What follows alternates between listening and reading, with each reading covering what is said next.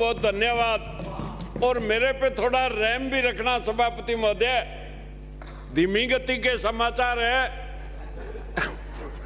पूरा राम जी वाला समय मुझे दे देना। उपनेता महोदय, इनको पहला वक्ता बनाओ तो इनको कम से कम घंटा आध घंटा मिल जाए। अब आप इनको लास्ट में बुलाते हो, कोई आपकी भी कोई दुश्मनी है इनसे, और आपके हमारे पुराने साथी हैं, मुझे भी दुख होता है कि मैं इनको बीच में बैठाना पड़ता है। ये जो आग्रह आप जो कर रहे हो मानिश जी, अपने उपनेता को करो या अपने जोगेश्वर गर्ग जी को करो, समय ये तय करते हैं। सभापति महोदय, बड़े ही महत्वपूर्ण विषय पे चर्चा हो रही है। कृषि और पशुपालन किसान के लिए जीवन निर्भर करने का साधन है। सभापति महोदय, सरकार बात तो बहुत बड़ी बड़ी कर रही है। अभी शीतलहर से गंगानगर जिले की बात कर रहा हूं, हनुमानगढ़ की कर रहा हूं, सरसों की फसल 40% 50% तक खराबा हो गया। पर सभापति महोदय, सरकार ने पटवारियों को यह आदेश दे रखा था कि आप 33 से ऊपर निकलना ही मत। खराबा ही 33% से कम बता दिया और कह दिया सरकार ने कि ये नॉन्स में नहीं आता।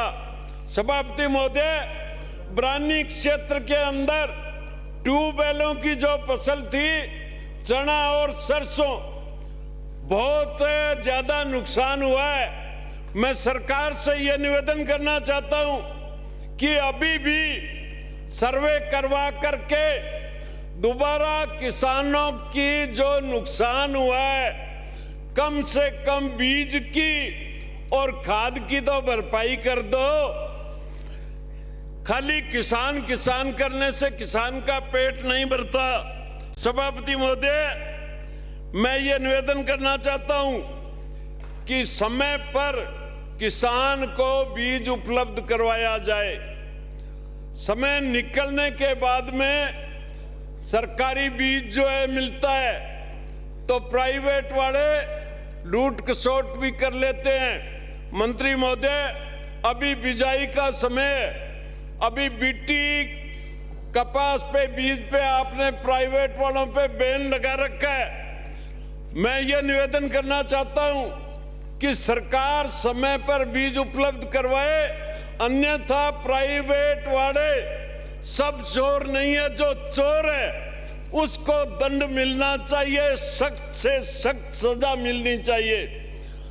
और एक निवेदन और करना चाहता हूं, पेस्टिसाइड जो हमारे पड़ोस के राज्य हरियाणा और पंजाब से लोग खरीद के लाते हैं सस्ते के लालच से, तो उसके अंदर नकली दवाइयां देते हैं। तो मेरा आपसे निवेदन है कि आप हरियाणा और पंजाब के बराबर पेस्टिसाइड पर टैक्स लगाएं, तो एक तो सरकार की बिक्री बढ़ेगी, जो नुकसान होगा उसकी मैं भरपाई करने का भरोसा देता हूं आपको कि कम से कम 60% भरपाई हो जाएगी। अब बिक्री नहीं है आपकी, यही हालत डीजल की है। अगर डीजल आज पूरे राजस्थान में जैसलमेर तक पंजाब और हरियाणा का डीजल जाता है, सरेआम बिकता है और डीजल वाले बंदी देते हैं। ये कारोबार बहुत बड़ा है, ये खनिज विभाग की तरह ही ये है।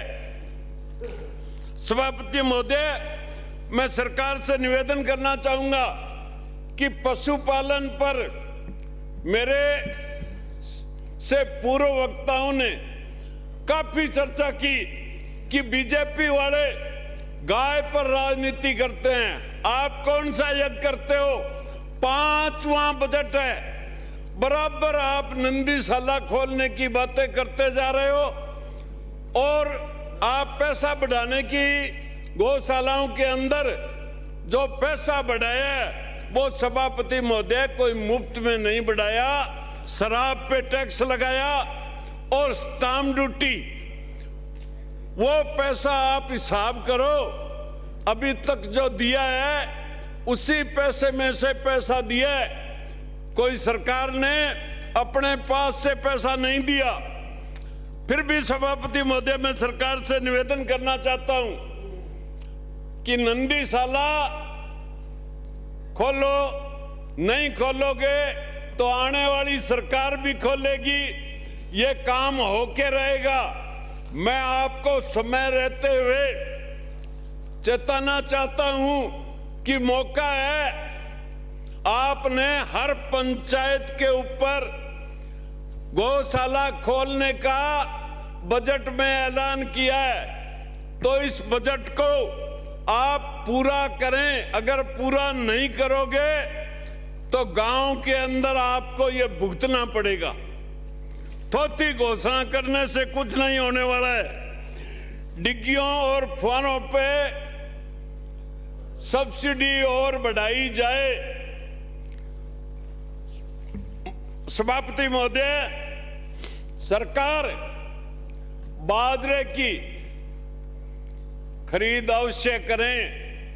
अब केंद्र पे थोप देना, खाद वाला आपने केंद्र पे थोप दिया, आप मांग करते नहीं, केंद्र सरकार को आप मांग करो नहीं, और खाद किसानों को मिले नहीं, लाठीचार्ज तक हुआ है। जबकि सभापति महोदय, मैं रिपीट नहीं करना चाहूंगा, मेरे से पूर्व वक्ताओं ने पूरी डिटेल दी थी कि आपने मांग इतनी की और खाद आपके पास मांग से डेढ़ी आई। फिर भी बार बार आप केंद्र सरकार पे आरोप लगाते जा रहे हो। आप कौन से सन्यासी हो? अगर हो तो राजस्थान के अंदर जितनी जिन्स है, चाहे मूंग, मोठ, बाजरा, इसकी खरीद सरकार को करनी चाहिए और केंद्र को भी समय रहते हुए सूचना उपलब्ध करवानी चाहिए। सभापति महोदय, कृषि उपज मंडियों के अंदर आपने राष्ट्रपति शासन लगा रखा है, नाग बन के बैठे हो। 4 वर्ष के 5 वर्ष के कार्यकाल में एक भी रोड कार्य नहीं हुआ है। हर कृषि उपज मंडी में बजट फालतू पड़ा है, पर खर्च करने की आप अनुमति नहीं दे रहे हो। सभापति महोदय, ये मेरे अकेले क्षेत्र में नहीं है, पूरे राजस्थान में ही बीमारी है ये। तो मैं सरकार से ये निवेदन करना चाहता हूं कि कृषि विपणन बोर्ड को आप आदेश दे करके जिस मंडी के अंदर जितना पैसा है उससे विकास के कार्य करवाने का काम करें। ये मैं आपसे निवेदन करना चाहता हूं। एक है सभापति महोदय, सरकार इस पर भी ध्यान दें कि जो विदेशी नस्ल गायों की ला करके और इस देश का बेड़ा गर्क करने का काम, मैं इस पे नहीं जाना चाहता कि कौन सी सरकार ने किया, कौन सी ने नहीं किया। ये विदेशी नस्ल की गायें हमारे बीमारी पैदा करने का काम करती है। आप राजस्थान की जो साहिवाल और राठी, थार पार कर इन नस्लों को बढ़ावा दें ताकि राजस्थान के किसानों का ही भला हो और देश की जनता का भी भला हो। इसी तरह से ऊंट के बारे में चर्चा चली थी। सभापति महोदय, मैं आपके माध्यम से सरकार से निवेदन करना चाहता हूं कि ऊंट है लूणकर्ण सर यानी भंडाण का ऊंट सबसे बढ़िया है और शायद सरकार ने उसी को चयनित कर रखा होगा, पर अभी ये पशुधन जो ऊंट है ये नष्ट होने के कगार पे है।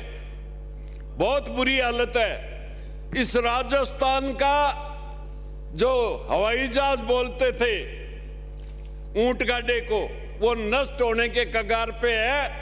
आप इसको समय रहते हुए संभालें। दूसरा मेरा निवेदन है कि राजस्थान को अगर पनपाना है तो जो आपके पास वन विभाग है, ये राजस्थान की धरती फोग के बिना निपजाऊ नहीं रही। फोग नष्ट होने के बाद में राजस्थान की जो जमीन है उसकी उपजाऊ क्षमता घट गई। सभापति महोदय, मैं सरकार से एक छोटा सा ही निवेदन है, आप प्रैक्टिकल करते देख लो। जिस भूमि पर आप फोग लगाओगे उसकी पैदावार ज्यादा होगी, ये कोई बहुत बड़ी बात नहीं है। और सभापति महोदय, सरकार ने सफेदा, विलायती बबूल ये विदेश से ला करके और सारी वन भूमि को नष्ट कर दिया।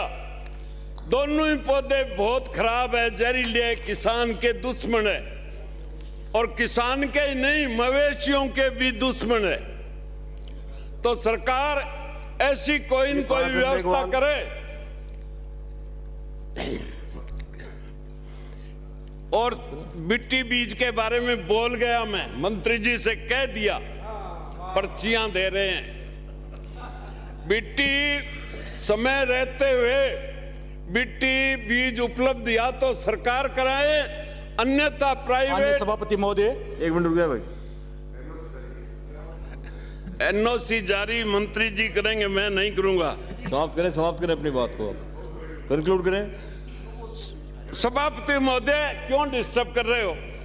इड्डो विद्वान को नहीं मैं फिर नवाचार यानी बीज वगैरह पैदा करने के लिए, रिसर्च करने के लिए पैसा और बढ़ाएं। और एक ये जो सब्सिडी देते हो ना डेमोस्ट्रेशन लगाने के लिए किसानों को, ये समय पे नहीं दी जाती। पहले किसान अपने पास से खाद बीज डालता है और सभापति महोदय 2-2, 3-3 महीने बाद में वो सब्सिडी मिलती है, खाद वगैरह जो भी मिलता है समाप्त करें। वो समय पर नहीं मिलता। सभापति महोदय,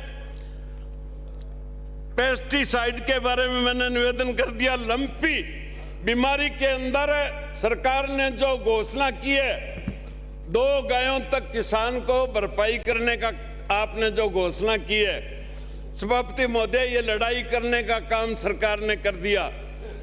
आपने लंपी बीमारी के समय, मैं मेरे क्षेत्र की बात कर रहा हूं, 9 डॉक्टरों की पोस्ट है, वहां 1 डॉक्टर था।